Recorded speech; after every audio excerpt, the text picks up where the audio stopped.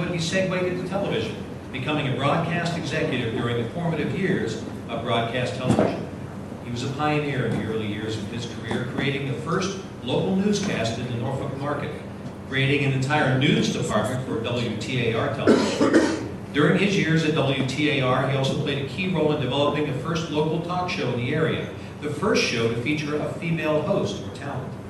In 1968, Soldinger moved to WAVY television in Norfolk as its vice president, and under his leadership, WAVY was the first Virginia station to switch to full color, to broadcast editorials, to highlight positions on local issues, and to move from the standard medium of film to videotape.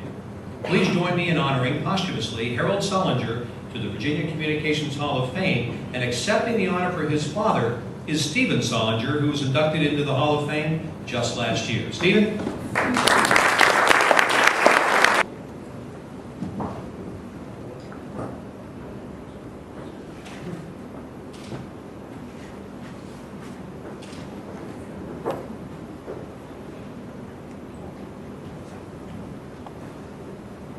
It was 1 year ago that I stood before you, honored to be one of the few selected and to be inducted in this venerable organization.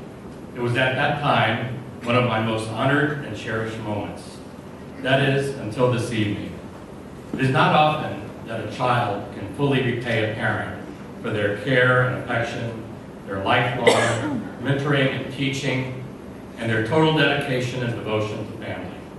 But this evening, you are all witness to one son's attempt to balance the family books in the most meaningful way possible by ensuring the father's achievements will forever be recognized and remembered by those who choose a similar career path. Following last year's ceremony, I came to the realization that there were certainly many others more deserving of this recognition than I. But one truly stood out in my mind. It was for that reason that I decided to nominate my father, Harold Soldinger, for induction to the Virginia Communications Hall of Fame. Many of you in attendance this evening knew of my father. Maybe not directly or personally, but you knew him. Whether it was through Elmer Fudd and the incessant search for that wascally rabbit, Wile E. Coyote's many ill-fated attempts to capture the Roadrunner, or from the immortal words spoken so routinely by everyone's favorite lop-eared varmint, Bugs Bunny, "What's up, Doc?" Harold Soldinger was part of the incomparable troupe of talent responsible for Bugs Bunny, Porky Pig, Daffy Duck, and the entire group of timeless cartoons that we all grew up with. But he was more than an animator. He was a leader, an innovator, a trailblazer in the world of moving pictures and then television. But to me, he was Dad. He just happened to work alongside the likes of Mel Blanc, Leon Schlesinger, Robert Mitchum, Cary Grant, and Jane Russell at the famed Warner Brothers Studios and RKO lots in Hollywood. In the early 50s, his dedication to family trumped his career with the votes for a venture into what was the new frontier, television. Dad joined a startup television station, WTAR-TV, Channel 3 in Norfolk. He took an immediate liking to this new way of making pictures and spent 17 years at WTAR serving in many capacities, including vice president. In his never-ending thirst for innovation, Dad pioneered several advancements at WTAR, including the introduction of the first local newscast. I don't know if you saw that one picture with Walter Cronkite actually came into town for the kickoff of what was a precursor to today's evening news. It ran only 10 minutes, but that was the instant that it became a hit with local viewers. It was not long before that program was expanded to a half hour, and stations across the Commonwealth launched their own 6 o'clock news. As the popularity of nightly news on television grew, Dad created an entire department dedicated to gathering and disseminating local news, and likely became the father of local TV news in Virginia on television. This move set the bar for television journalism as we know it today. Dad also developed the first weekend morning news broadcast, and I have a list of other firsts in Virginia and some even in the nation, which he created. the first female news anchor, first female weather anchor, first female sports anchor, first female TV on an afternoon talk show, first African-American anchor, first to offer on-air editorials in which he appeared as commentator, first to produce pooled coverage of a local breaking news event originating from Norfolk and sent worldwide on the funeral of General Douglas MacArthur. He created the Commonwealth's first news magazine program featuring local guests and coverage of local events. He developed and created many more unique, award-winning local programs, from children's educational shows, documentaries, teen dance shows, late-night horror shows, local primetime variety shows, and the list goes on and on. Shows recognized by the National Education Association, shows that won the Edward R. Murrow Award and the Douglas SouthallFreeman Awards, and more.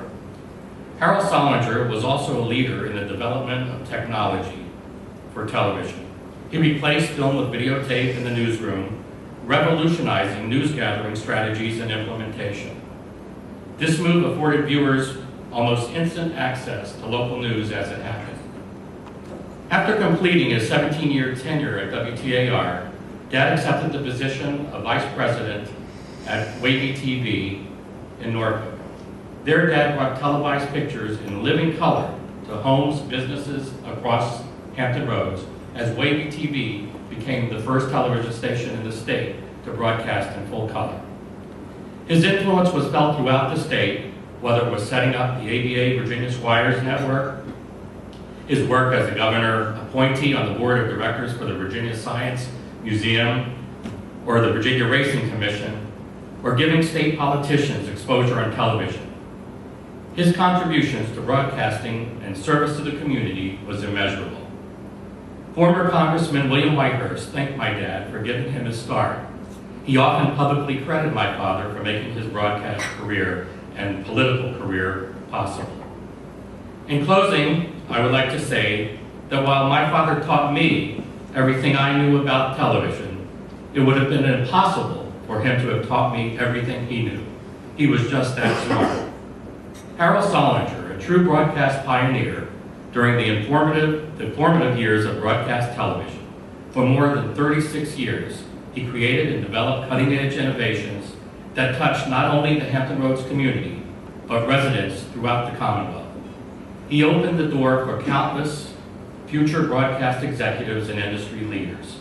His diversity efforts were decades ahead of their time, as he devotedly assisted and mentored minorities interested in broadcasting careers. He was an influential in very many politicians' careers, spawning the political careers of mayors, governors, senators, and congressmen. His leadership on state committees enriched and inspired those around him and formed the very foundation of the numerous community outreach efforts statewide.